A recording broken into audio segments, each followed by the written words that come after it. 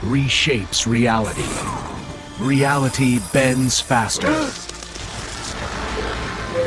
One more wish. Wishmaster at the West Wing, in theaters now. What happens when a communist walks into the Oval Office expecting a fight and instead gets a masterclass in power? Well, we just found out. President Trump just pulled off one of the most brilliant political maneuvers of his presidency, and the left, of course, is going to melt down. You see, they thought that their hero would stand up to Trump. They thought that he'd resist. They thought wrong, because what happened behind those closed doors has Democrats questioning everything about power politics and the man who just played them like a fiddle. You see, Zohran Mamdani isn't just any mayor-elect.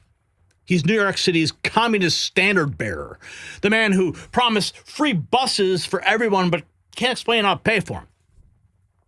The left treated his White House visit like a heavyweight title fight. They're champion versus Trump.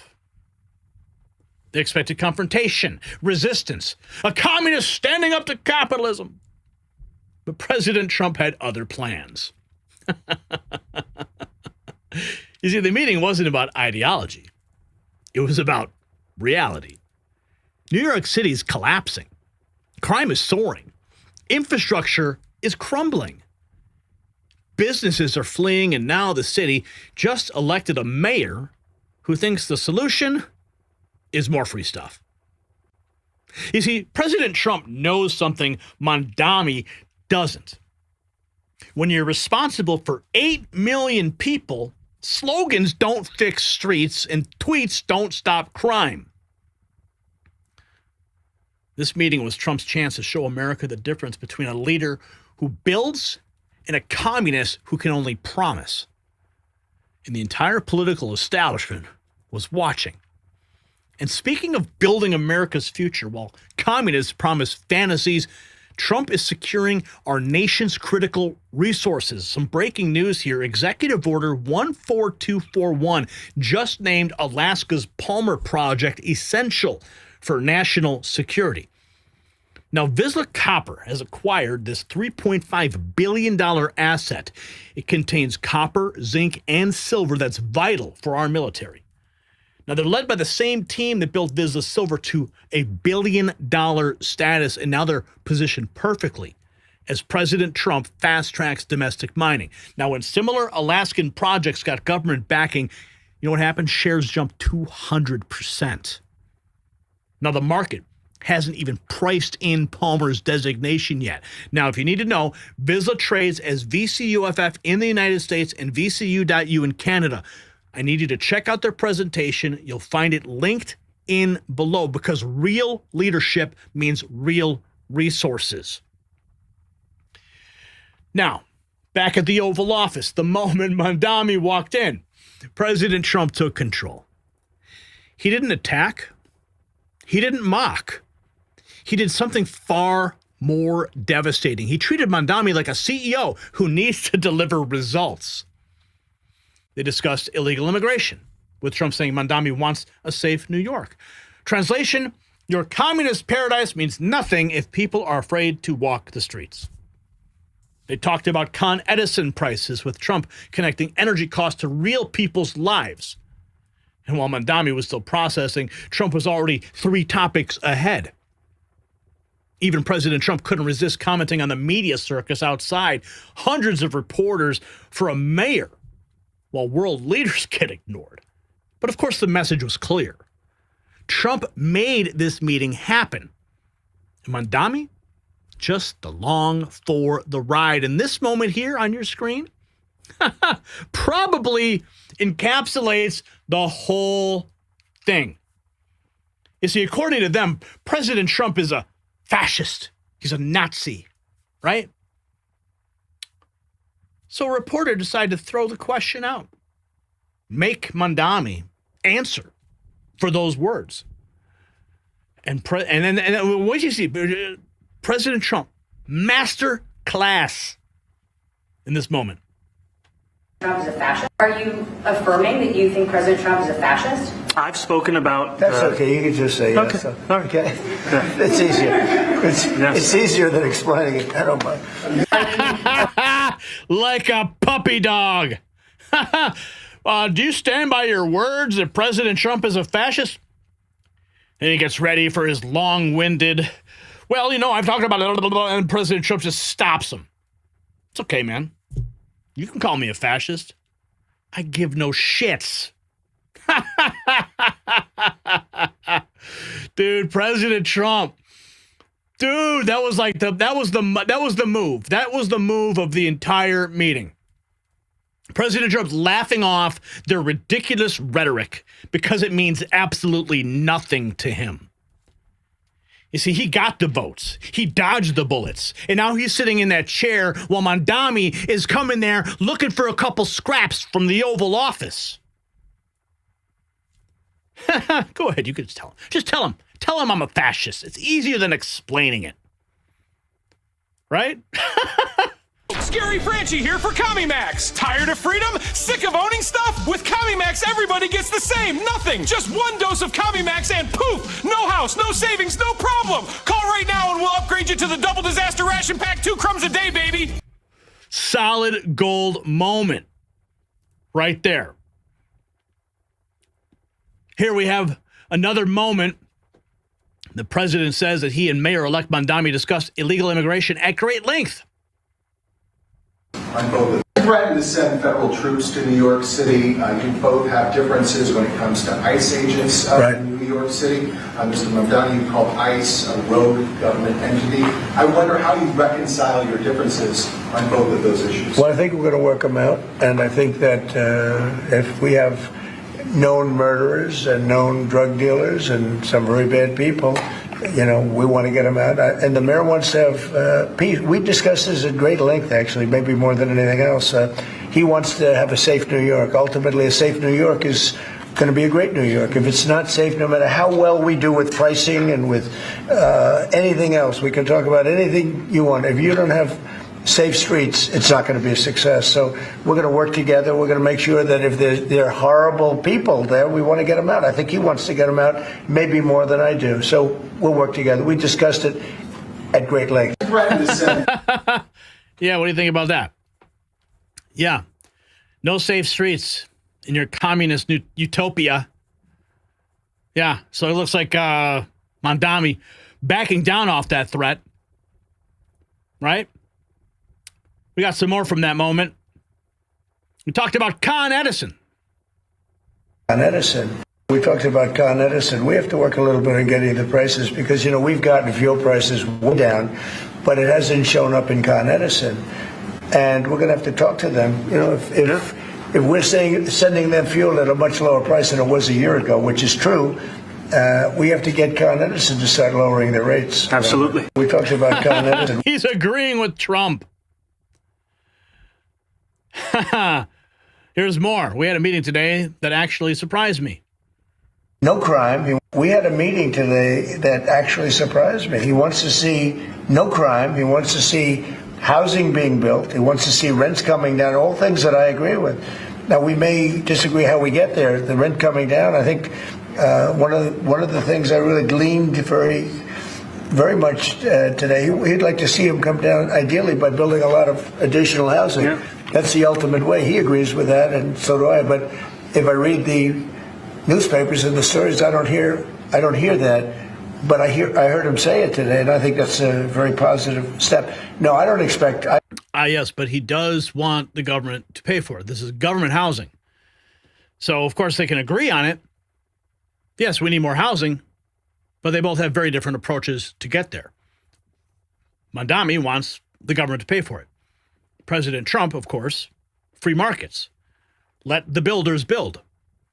I expect to be helping him, not hurting him. A big help, because I want New York City to be great.